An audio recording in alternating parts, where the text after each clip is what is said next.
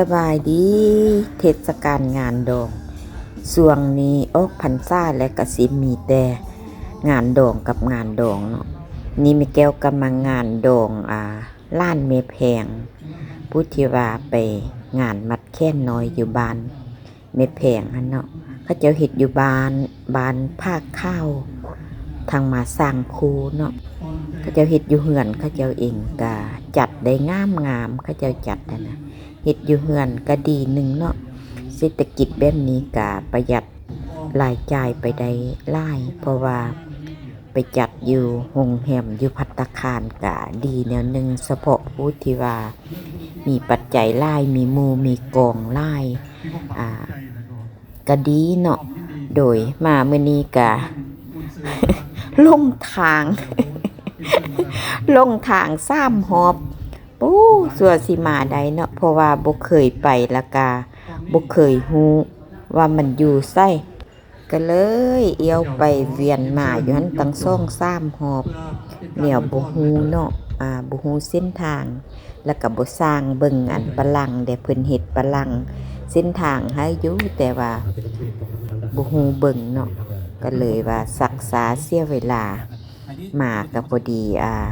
เพิ่นก็อยู่กลางเวทีแล้วก็ถ่ายภาพบรรยากาศมาให้เบิ่งเล็กๆน้อยๆโดยหมู่ก็บ่มาหลายเนาะก็กลุ่มแม่ๆก็มาแต่โทนี่แหละ 4-5 คนเนาะก็ม่วนโดยบรรยากาศก็อบอุ่นดีในงานนี้นะคนก็แม่นหมู่สนิทมิตรสหายเพิ่นนั่นแหละเนาะที่มางานแขกคนก็หลายสมควรแต่ว่ารถก็ไปจอดอยู่ปูนไกลอยู่เปะปะซาเพิ่นเนาะบนไปจอดรถเพราะว่าบ้านเพิ่นก็จัดเฉพาะงานดองก็เลยว่าได้ไปจอดรถไกลเด่นน้อยนึงแต่ก็ม่วนซื่นอบอุ่นดีงานนี้นะเฮ็ดแล้วก็ประเพณีวัฒนธรรมลาวก็จังซี่แหละฟ้อนรำวงสามัคคีเจ้าภาพฝ่ายหญิงเจ้าภาพฝ่ายชายคู่บ่าวสาวแล้วลำวงก็จังสิแม่นจังหวะอื่นเนาะ ปกติของประเพณีวัฒนธรรมบ้านเฮาหั่นแหละการมากินแก้วกินดองนี่ก็หลายคนก็สิฮู้แหละเนาะมื้อนี้แม่แก้วบ่ได้แต่งหน้าบ่ได้ไปหานแต่งหน้าเนาะสิแต่งเองเฮ็ดเองเลย คนตาก็บ่ได้ติดเพราะว่าโว้แต่งหน้าแต่งตาเดี๋ยวนี้ก็แพงเด้อ200,000นี่ก็บ่อยู่แล้วเนาะ300,000ขึ้นไปอันได้กระแพงเศรษฐกิจบ้านเฮาเดี๋ยวนี้ถือว่าอันตรายเนาะเขายากมากแพงอีหลีก็อันได้เฮ็ดได้ก็เฮ็ดเอาเนาะอันได้งานอันนั้นก็ไปแต่งเนาะแต่งมาเบิดเดียวหนึ่งเสียเงินบักหลายๆก็มาล้างทิ่มเลย เป็นแต่สิได้เนาะแต่งเองแต่บ่ได้ติดคนตาเนาะติดคนแม่แก้วเป็นคนตาน้อยเนาะถ้าบ่ติดคนตาก็สิตาน้อยตาบ่คมเนาะมันถ้าติดคนตาก็คือว่าตาคมขึ้นเด้เนาะตามจอกเลยตาม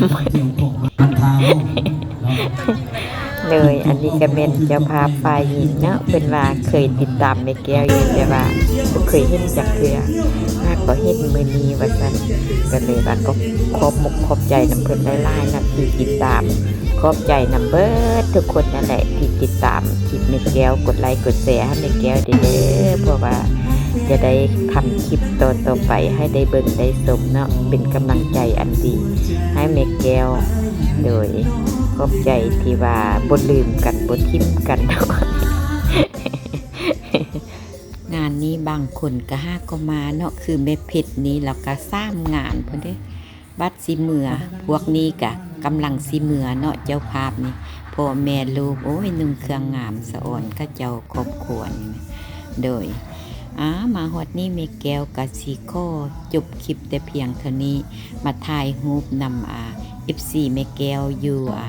บนปอนเงินเนาะอย่าว่าแม่แก้วขอถ่ายรูปนำเด้ว่าซั่นแม่แก้วก็เลยว่าโดยบ่เป็นหยังก็เลยว่าถ่ายรูปถ่ายหอยม่วนซื่นลื่นเริงนำกันอยู่หั่นแล้วก็มาถ่ายรูปรวมก่อนสิกลับบ้านเนาะ ผู้บ่าวผู้สาว เลื่อนน้อยเนาะอายุเลื่อนน้อย